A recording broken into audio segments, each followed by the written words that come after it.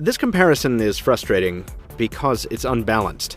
HTC's new One Max isn't exactly on the same tier as the Samsung Galaxy Note 3. In fact, it would be better suited for a comparison with the downrange Galaxy Mega. But the Mega, at least in the United States, isn't what Samsung is pushing.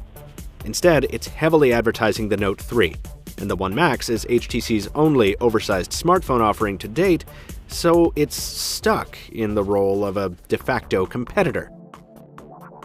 Let's take a look, then, at how these devices compare on their uneven playing field.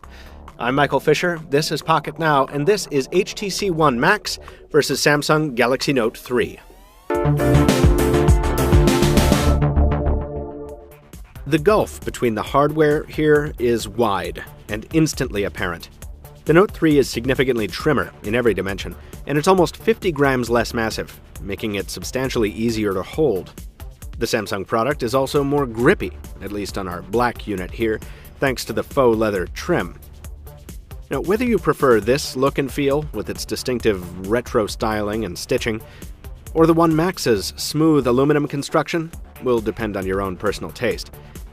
The Note 3 still won't be anyone's first choice for one-handed use, but it's markedly better in this department than the One Max, which almost requires a two-handed grip. In exchange for that added bulk, the One Max features a display that's 0.2 inches larger, and it's built on SLCD3 technology versus the Note 3's AMOLED. Whichever display type you prefer, they're both outstanding screens.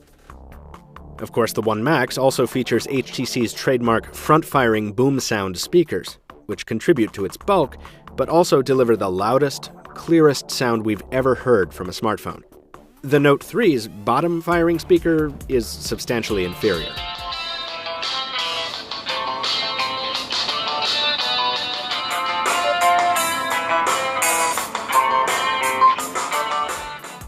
Both of these devices feature a removable back cover with microSD expansion to augment the onboard storage, but only the Note 3 features a removable battery, though it's slightly smaller than the One Max's embedded unit. Now, further down in the guts is the disparity the spec-obsessed will dwell on. The Note 3's Snapdragon 800 is a more powerful, more buzzworthy processor than the Snapdragon 600 on the One Max, and it's backed up by half again as much RAM on the Samsung product. Other specs are roughly comparable, with a few standouts here and there, but it's pretty clear that one of these manufacturers was going for absolute top-of-the-line in terms of internals, and it wasn't HTC.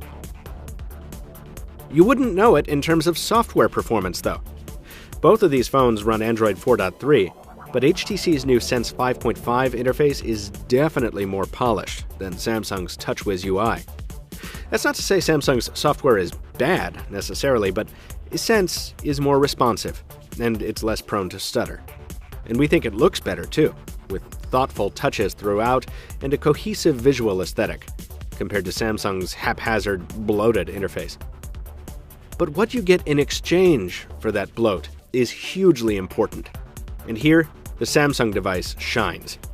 The Note 3 makes very intelligent use of its large screen size, with a convenient split-screen multitasking approach that lets you run apps side by side at the same time, along with a less useful, but still occasionally handy, windowed view. Plus, there's the S Pen stylus that gives the Note 3 its name, which allows for lots of added functionality and a comfortable secondary means of using the device two-handed. By contrast, the One Max, despite all its responsiveness and visual appeal, is basically just a supersized smartphone. The multitasking approach is just an inflated view of the standard tiles, and while features like the new BlinkFeed social media browser and the new gallery look and perform wonderfully, much better than Samsung's alternatives, in fact, there's been very little effort made on the Max to intelligently use the added screen real estate. And while HTC will offer a capacitive stylus for the Max separately, without a display digitizer to interact with, it has none of the capabilities of the S Pen, and nowhere to live on the device. HTC says the finger is the best stylus, but it's wrong. Because while HTC's Scribble software is, once again, cleaner and better than Samsung's note-taking offerings, using it with a finger just isn't very enjoyable by comparison.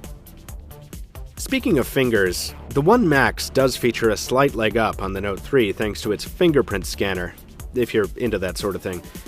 But even if it worked perfectly, it wouldn't be enough to overcome the Note's considerable utility advantage. In all, the One Max's software is, we'll say it one more time, gorgeous. But it feels like a missed opportunity next to the Note.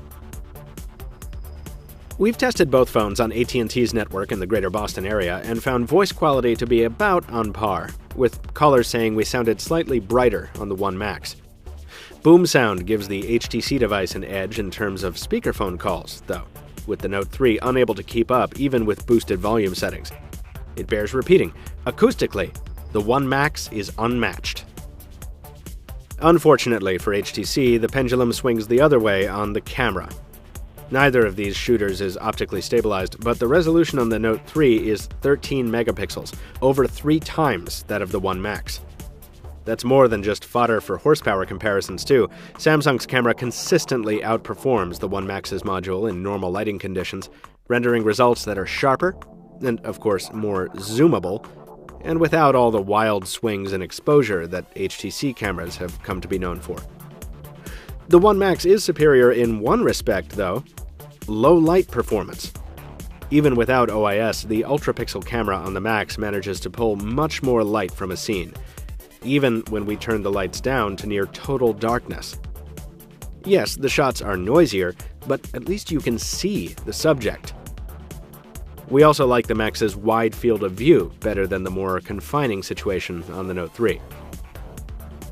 We also like video output from the Note better.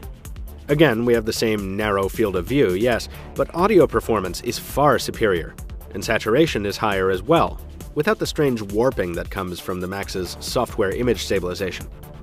Of course, you also have the option of shooting 4K video in some versions of the Note, in addition to the 1080p footage you see here. There is no accessible setting in the video settings for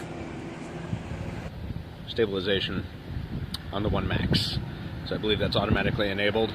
Just doing a little walking shot here.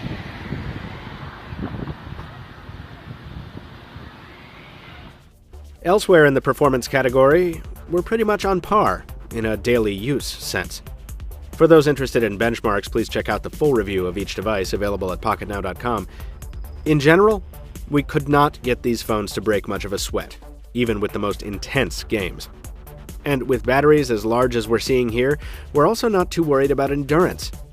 The Note's removable pack gives it an edge for the most amp-hour abusive of road warriors, but these are both very long-lasting machines. So, in the biggest mismatch of the year, the Note 3 comes out on top in almost every category. What a shocker. Again, HTC wasn't necessarily looking to take on the Note with the Max, but due to the structure and positioning of the different lineups, consumers will make this comparison, so we had to as well. Those seeking a great content consumption experience, or just an oversized smartphone, and who don't mind a huge, heavy device, will probably really like the Max. But those looking for the most capable, all-around phablet should probably choose the Note 3. Folks, we want to hear from you. How do you think these devices compare on the spec sheet in the real world? Which one would you buy if given the opportunity? Let us know in the comments down below, and drop us a like if you enjoyed the video. You can also see the full review of each of these devices at pocketnow.com, and you'll want to follow us on social media so you don't miss future coverage on the One Max, the Galaxy Note 3, every other device we can get our hands on. In the meantime, I want to thank you very much for watching. This has been Michael Fisher with Pocket Now, and we'll see you soon.